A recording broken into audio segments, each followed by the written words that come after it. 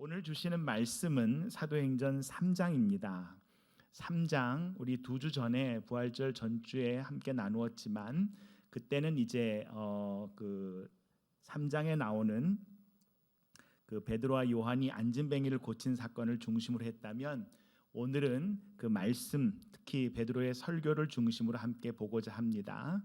우리 16절부터 21절 말씀을 함께 읽고 말씀을 나누겠습니다. 우리 같이 읽습니다. 우리 16절부터 21절까지 같이 읽습니다. 그 이름을 믿음으로 그 이름이 너희가 보고 아는 이 사람을 성하게 하였나니 예수로 말미암아 난 믿음이 너희 모든 사람 앞에서 이같이 완전히 낫게 하였느니라. 형제들아 너희가 알지 못하여서 그리하였으며 너희 관리들도 그리한 줄 아노라. 그러나 하나님이 모든 선지자의 입을 통하여 자기의 그리스도께서 고난 받으실 일을 미리 알게 하신 것을 이와 같이 이루셨느니라. 그러므로 너희가 회개하고 돌이켜 너희 죄 없이 함을 받으라.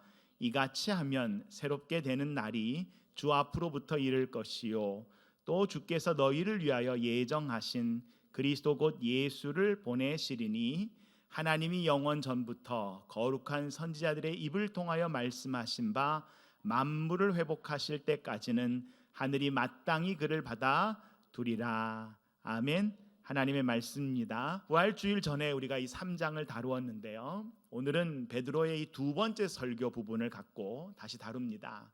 마가의 다락방에서 기도하던 중에, 합심해서 기도하던 중에 성령의 충만한 임재를 경험했지요.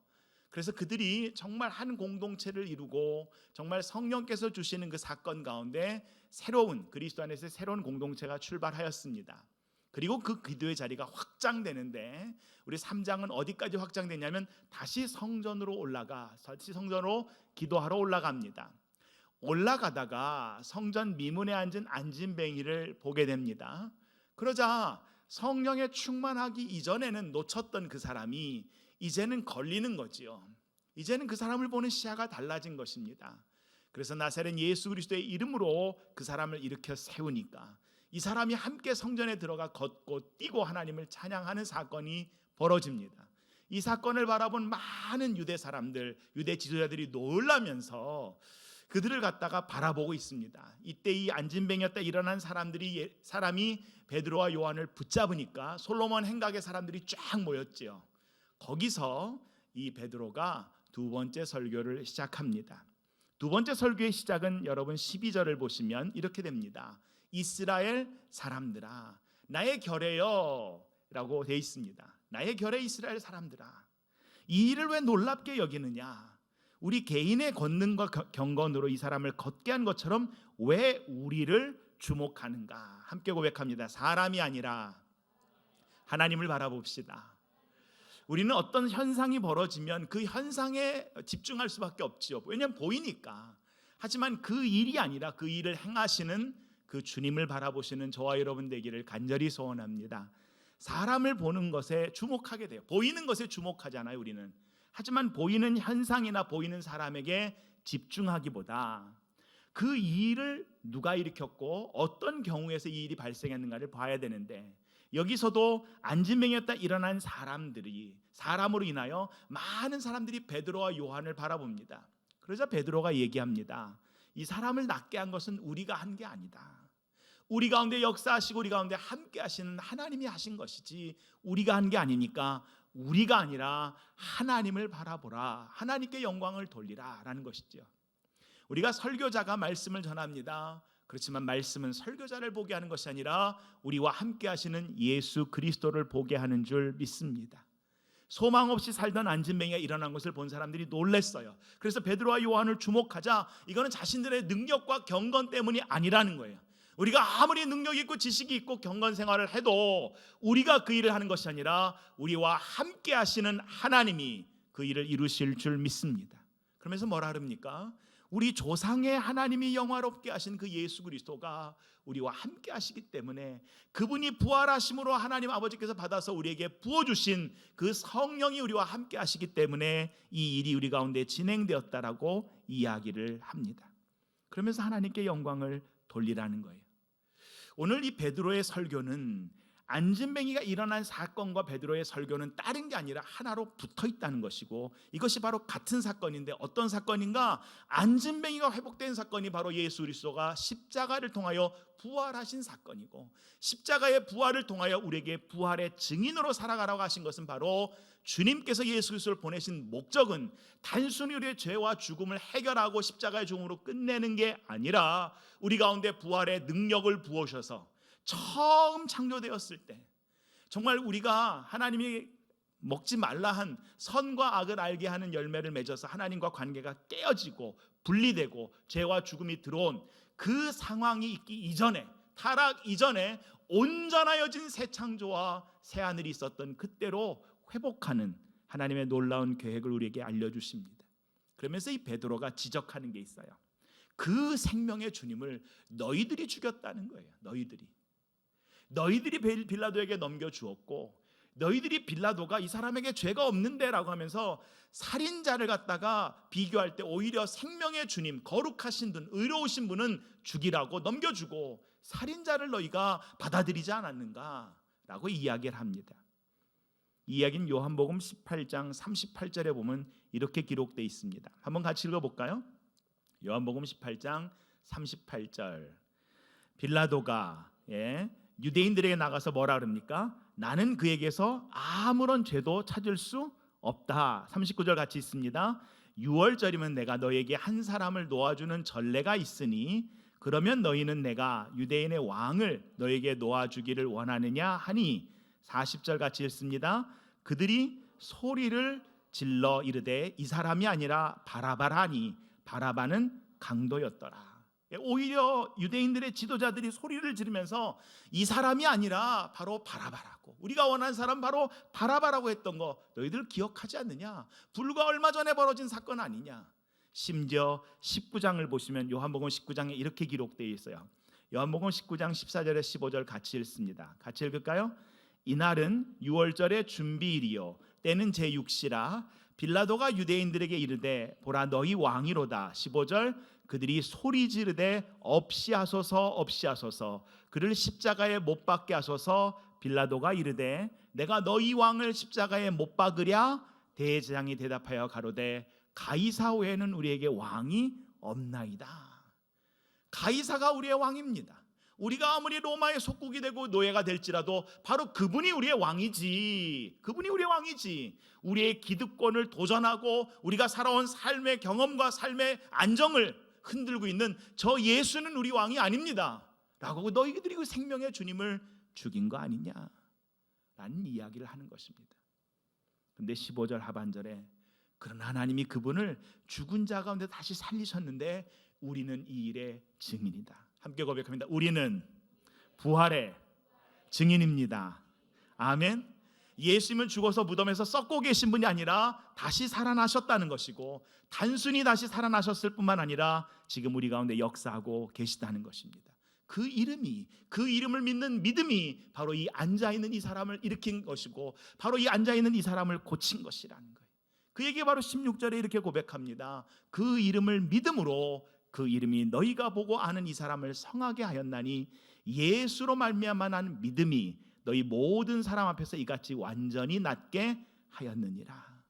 나사렛 예수 그리스도에 이르는 믿음이 우리 가운데도 풍성히 회복돼서 그 믿음으로 승리하시는 하루하루 되시기를 간절히 소원합니다.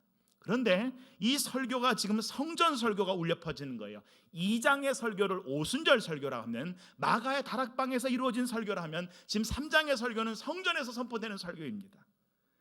성전에서 이같이 선포한 많은 예언자들, 예레미야도 그랬고요, 아모스도 그랬고 다 죽임을 당했지요. 성전에서 선포한 이 설교의 내용을 보십시다. 이 내용을 보시면 단순히 이 선포는요, 안진뱅이가 나았다라는 것에만 초점을 맞추고 있지 않습니다. 로마의 속국이 돼서 소망을 잃은 이 안진뱅이 같은 유대인들의 삶들, 정말 하나님을 찬양하고 뛰면서 기뻐하면서 예배가 드려져야 되는 그 예배의 현장인 성소는 어떻습니까? 제사는 드려집니다. 하나님을 향한 예배는 지금도 있습니다. 그렇지만 정말 죽은 종교의 현장으로 바뀌어서 관습과 전통에 빠져있는 이 성전, 바로 그 성전을 안진뱅이 같은 그 장소, 능력이 없어진 그 장소를 다시 예수 그리스도의 이름의 권능으로 흔들어 깨우고 있는 설교인 줄 믿습니다.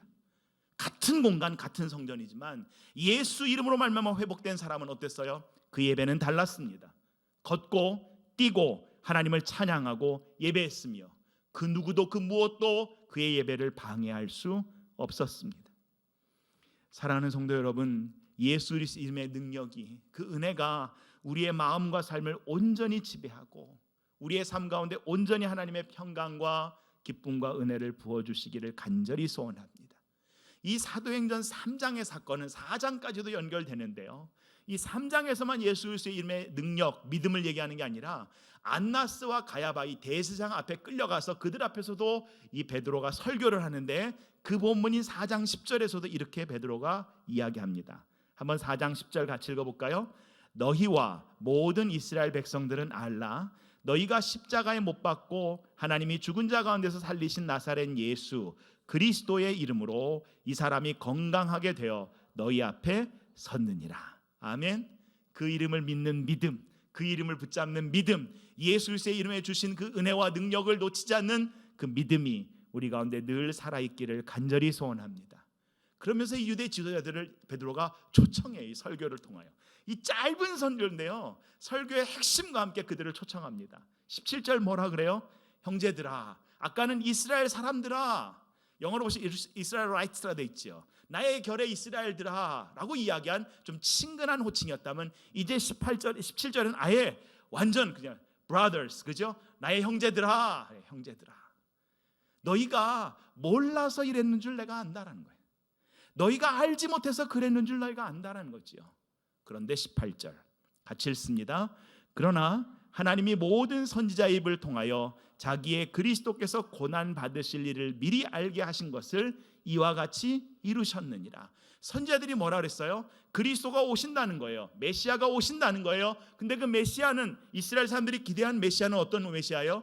로마를 쳐부시고 열국을 쳐부시고 이스라엘을 모든 온 세상을 지배하게 하는 바로 그 메시아를 기대했는데 이사야서 53장을 보시면 주의 종에 대한 이야기가 전혀 다르게 기록되어 있다는 거예요. 오히려 고난받는 종, 고난받는 메시아, 고난받는 그리스도에 대한 내용을 우리가 예언자를 통해서 듣지 않았습니까? 먼저 오셔서 그분이 고난 받으실 것을 우리에게 알게 하신 것입니다. 바로 지금이 바로 그 고난을 받으신 것입니다. 그리고 십자가에 죽으신 것입니다. 이 얘기를 하는 거예요. 그런데 19절 같이 읽을까요? 그러므로 너희가 회개하고 돌이켜 너희 죄 없이 함을 받으라. 이같이 하면 새롭게 되는 날이 주 앞으로부터 이를 것이요. 이것을 갖다 이루셨는데, 이제 하나님께서 이루셨는데, 그렇기 때문에 이제는 너희가 회개하고 돌이키라는 거예요. 돌이켜서 죄 없이 되는 것, 완전히 죄를 깨끗이 씻어지는 새롭게 되는 날, 온전하게 되는 회복되는 날을 누리라는 것입니다. 형제인 그들, 자신들의 부영인 그들이 알지 못해서 주님을 거부했다는 거 안다라는 거예요. 생명의 주님을 거부하고 죽였다는 거 안다는 거예요. 그런데 이제는 그 사건을 구약의 모든 우리에게 주신 선지자의 말씀을 통하여 비교하고 읽어보면 이분이 예수고 이분이 그리스도라는 것을 깨달아 알았으니까 이제는 말씀을 붙잡고 회개하고 돌이켜 죄사함을 받으라는 것입니다. 이 말은요, 회개하고 돌이키면 은혜를 주겠다는 말이 아닙니다. 이 말은 하나님은 아들 예수 그리스도를 십자가를 통해 우리에게 이미 주셨다는 거예요. 저와 여러분을 이미 죄를 용서해 주셨고 은혜로 구원을 주셨다는 거예요. 예수를 다시 살리심으로 이 부활의 의미가 단순히 죽었던 몸이 다시 살아나서 소생되는 게 아니라 완전한 변화가 이루어진다는 것을 알게 하셨다는 거예요. 그러니 이제는 결단하라는 것입니다. 우리에게 주어진 남은 생을 내 이 썩어질 육체, 약한 육체, 나이가 들수록 쇠진해져가는 육체, 이 육체를 살리기 위해서 붙잡고 살 것인지 아니면 부활로 나아가는 인생을 결단하고 살 것인지 선택하라는 것입니다. 죄사함은 단순한 죄에 대한 용서를 말하는 것이 아닙니다. 새롭게 되는 것을 말합니다. 온전한 회복을 말하는 겁니다. 그 사인으로 앉아있던 이 안진뱅이가 일어서는 거예요. 눌려있던 그 사람이 온전히 다시 회복을 누리게 되는 것을 보여주신 거예요. 만유를 원래 창조 때의 모습으로 회복하기 위하여 예수 그리스도를 우리에게 보내주셨고 이 예수를 믿고 사는 사람들은 어떤 형편, 어떤 조건에 살고 있든지 그 삶 속에 창조의 질서의 회복을 맛보게 될 것이라는 거예요. 그 산소망을 저와 여러분에게 주신 줄 믿습니다. 그래서 함께 고백합시다. 회개하고 돌이켜 회복을 누리자. 아멘. 십자가는 만물을 회복하는 생명의 길인 줄 믿습니다. 부활로 나아가는 생명의 길이에요. 끝난 것 같아요. 가장 수치스러워요. 그렇지만 부활을 통하여 이 모든 무너진 것이 온전케 하신 하나님의 은혜라는 것을 깨달아 알게 하시는 그 길이 십자가의 길임을 가르쳐 주셨습니다. 십자가의 길을 가기 전에 도마가 주님께 묻습니다. 도대체 어느 길로 가신다는 거예요. 그때 요한복음 14장 6절에 예수님께서 그러시잖아요. 내가 곧 길이요 진리요 생명이니 나로 말미암지 않고는 아버지께로 올 자가 없느니라. 이미 십자가로 가시기 전에 예수님이 길이고 진리고 생명이라는 것을 이야기하셨어요. 부활절 이후에 부활과 관련해서 구약의 말씀을 쭉 읽고 오늘 이 3장의 설교, 베드로의 두 번째 성전 설교를 다시 읽으면서 저에게 한 가지 걸리는 장소가 생겼어요. 오늘 이 사건이 벌어진 곳이 어디예요? 성전문입니다. 성전문, 성문은 항상 공의가 회복되어야 했던 장소예요. 그래서 성전문, 이 성문을요 세번역으로 번역할 때는 성문이라고 하지 않고 법정이라고 번역해 놓은 곳이 많아요. 그건 왜냐하면 공의가 회복되는 곳이었기 때문에. 마을 사람들이 자신의 삶의 형편에 어려운 것들을 바로 이 성전문이나 성문에 갖고 나와서 마을의 지도자나 연세가 오래된 경험이 많은 마을의 자켄이라 그러는데 이 장로들에게 이야기를 하는 거죠.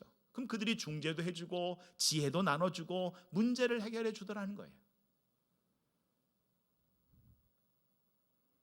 그러나 수많은 사람들이 성전문을 지날 때 안진뱅이는 그냥 안진뱅이였어요. 구걸하는 사람은 구걸하는 거예요. 나는 나예요.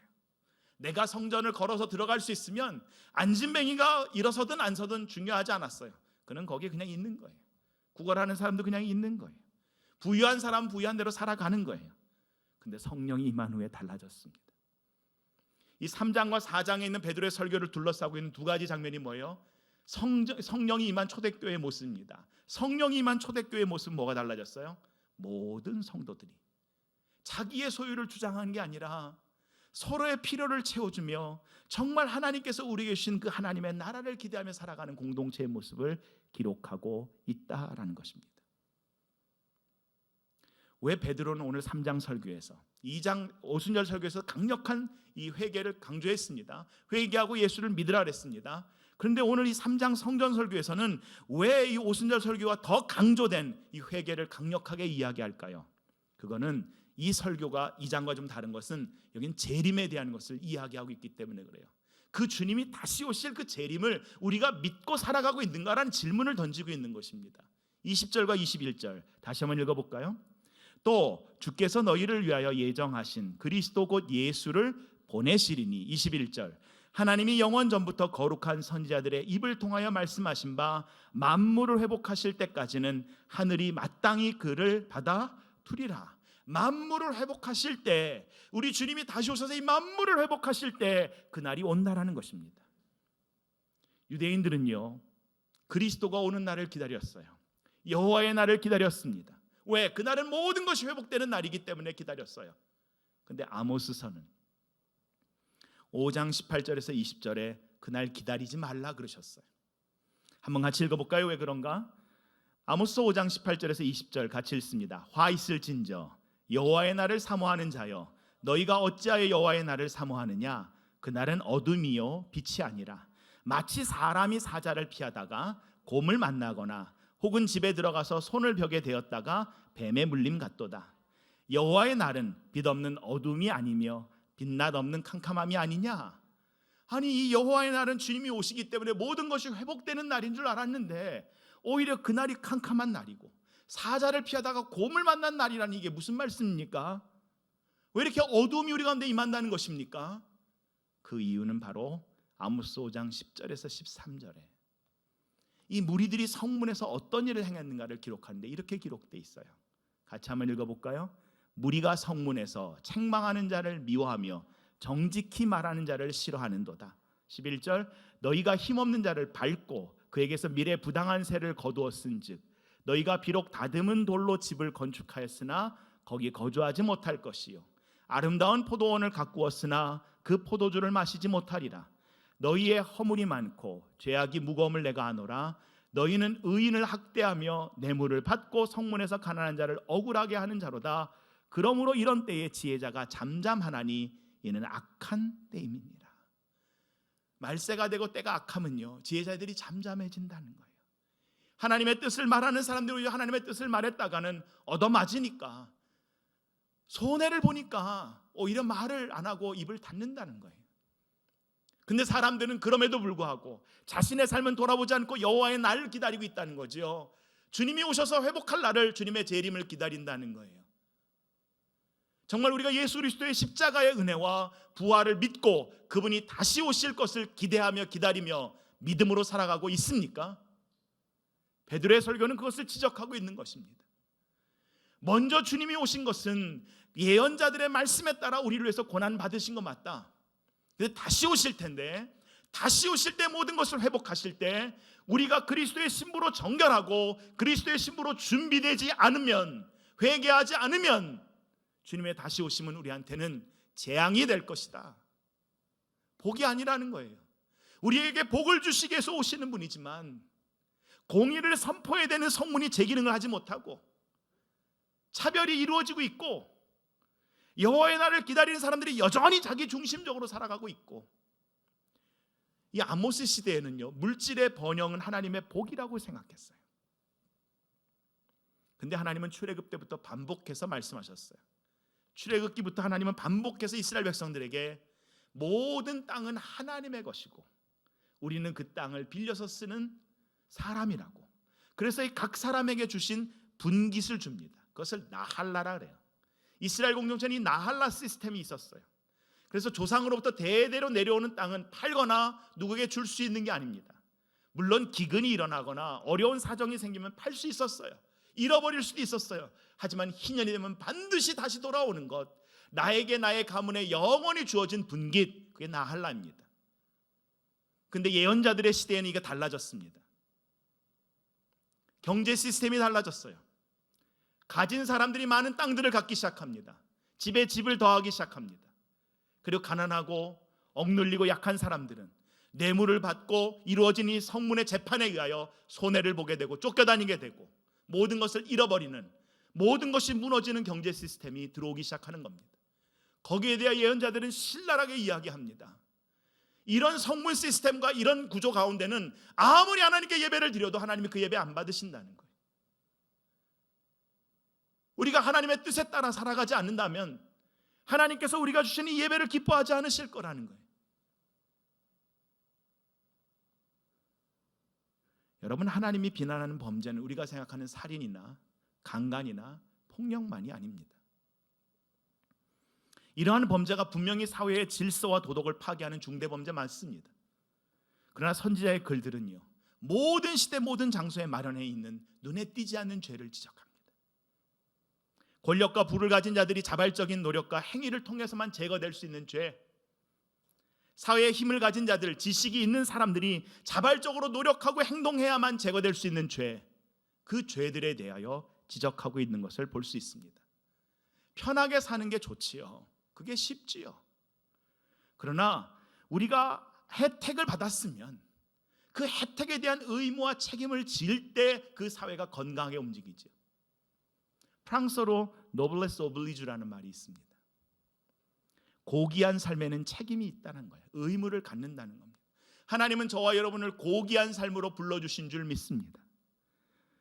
보통 부와 권력과 명성은 사회에 대한 책임과 함께 해야 한다는 의미로 쓰이는데요, 사회 지도자가 되거나 사회에 대한 책임이 있을 때, 그리고 국민의 의무를 모범적으로 실현해야 되는 높은 도덕성이 요구된다는 것입니다. 도덕이나 양심, 때로는 종교나 제의나 예배보다 별로 중요하게 부각되지 않을 수 있습니다.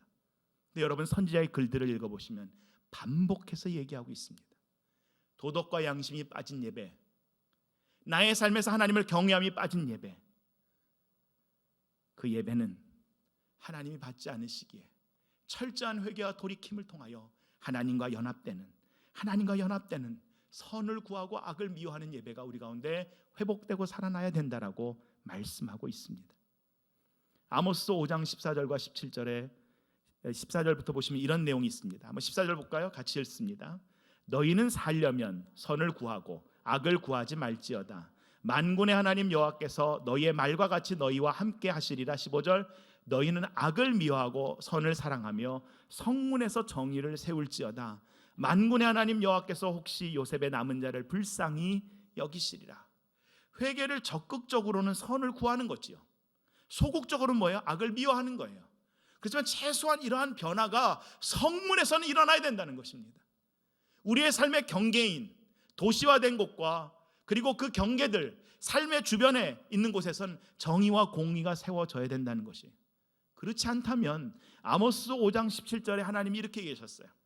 너희 가운데 큰 애곡이 나는 그 포도원에서 너희가 울 것인데 이는 내가 너희 가운데로 지나갈 것입니다. 여호와의 말씀이라. 여러분, 내가 너희 가운데로 지나갈 것입니다. 내가 너희 가운데로 지나간다. 이 말이 무슨 말인지 아십니까? 이 말은요, 출애굽기 12장에 하나님께서 애굽을 향해서 애굽에게 너희가 착취하고 누르고 있는 이 백성을 자유하게 해라, 보내라, 나를 예배하게 그들을 놓아줘라. 그래서 바로가 당신이 누구인지 내가 모르겠습니다. 그때 하나님께서 내가 너희 가운데 지나갈 때에, 너희 장자가 죽어나갈 때에 내가 누구인지 너희가 알 것이다, 그렇게 말씀하셨어요. 내가 너희 가운데로 지나간다라는 의미는 그 의미를 담습니다. 과거에는 이스라엘을 구원하기 위해서 하나님께서 애굽 가운데 지나갈 때 이 말씀을 주셨어요. 근데 이 아모스를 통해서 지금 주시는 말씀은 하나님을 철저히 예배하고 사랑한다는 그 백성 가운데 내가 지나가겠다라는 말씀으로 이 말씀을 주신다라는 것입니다.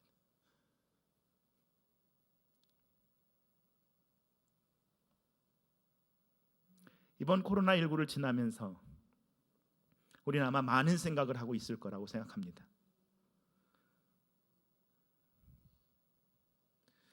이 내용을 담고 있는 똑같은 아모스 5장 21절에 하나님은 아모스를 통하여 이렇게 말씀하셨어요. 21절 같이 읽어볼까요? 내가 너희 절기들을 미워하며 멸시하며 너희 성회들을 기뻐하지 아니하나니 너희가 내게 번제나 소제를 드릴지라도 내가 받지 아니할 것이요 너희의 살찐 희생의 화목제도 내가 돌아보지 아니하리라. 내 노래 소리를 내 앞에서 그칠지어다. 내 비파 소리도 내가 듣지 아니하리라. 오직 정의를 물같이 공의를 마르지 않는 강같이 흐르게 할지어다. 이 시대에 그리스도의 몸된 교회가 다시 한번 공의와 정의 앞에, 사회적 공공성 앞에 하나님의 나라를 향하여 세워져야 될 때인 줄 믿습니다. 그 예배 받으시겠다는 거예요.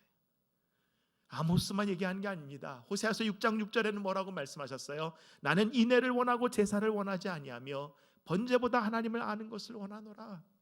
성전 미문 옆에 앉아있는 안진뱅이, 그는 단순한 한 명의 안진뱅이가 아니라 내가 바라고 원하고 나의 예배터에 함께하길 원하는 하나님이 찾으시는 그 예배자다.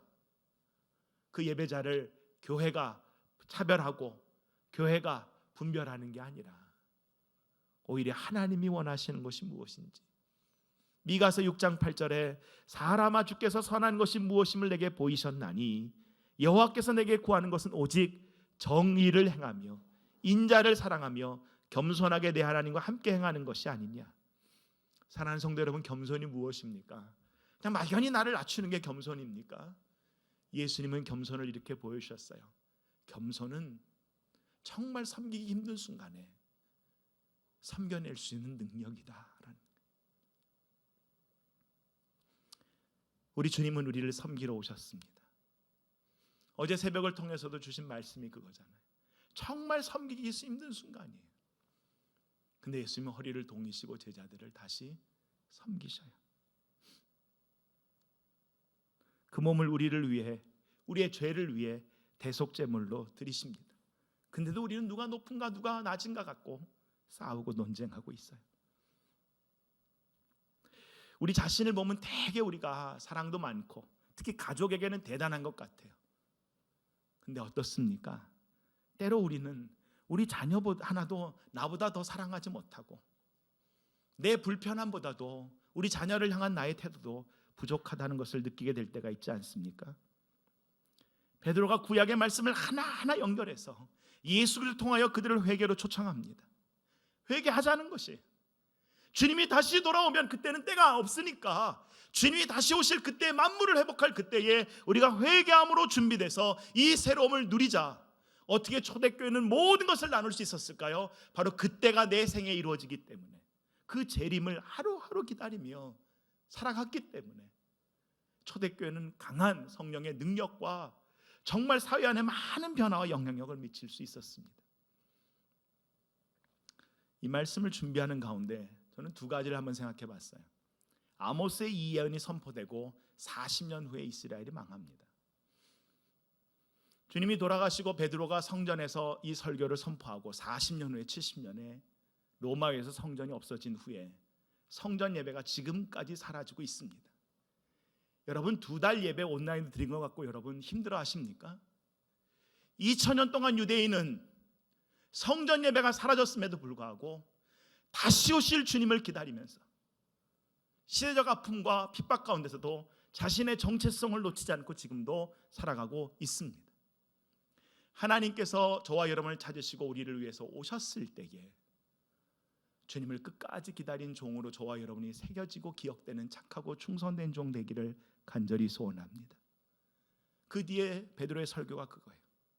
우리가 회개하지 않으면 다른 사람이 아니라 모세가 사무엘 후의 모든 선지자들이 우리를 향하여 공격할 텐데 그 말을 듣지 않은 백성은 23절 뭐라고 되어 있습니까? 멸망받으리라. 멸망받으리라. 근데 이 예수를 주신 이유는 우리를 멸망하거나 우리를 힘들게 하려는 것이 아니라 25절 같이 읽습니다. 너희는 선지자들의 자손이요 또 하나님이 너희 조상과 더불어 세우신 언약의 자손이라.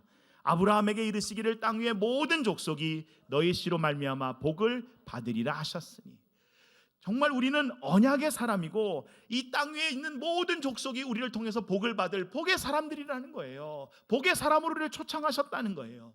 그래서 26절 뭐라 그러십니까? 같이 읽을까요? 하나님이 그 종을 세워 복 주시려고 너에게 먼저 보내사 너희로 하여금 돌이켜 각각 그 악함을 버리게 하셨느니라. 그 종을 보내셔서 이미 우리에게 은혜로 구원을 주셨기에 이제는 그 은혜를 안다면, 그 부활의 능력을 안다면, 그 부활을 소유하기를 원한다면 악함에서 돌이켜 하나님의 말씀에 순종해서 살아가는 그리스도의 몸된 교회와 이 사회를 이루는데 저와 여러분이 결단할 수 있기를 간절히 소원합니다. 이 시간 이 고백 갖고 함께 기도하면서 나가기를 원해요.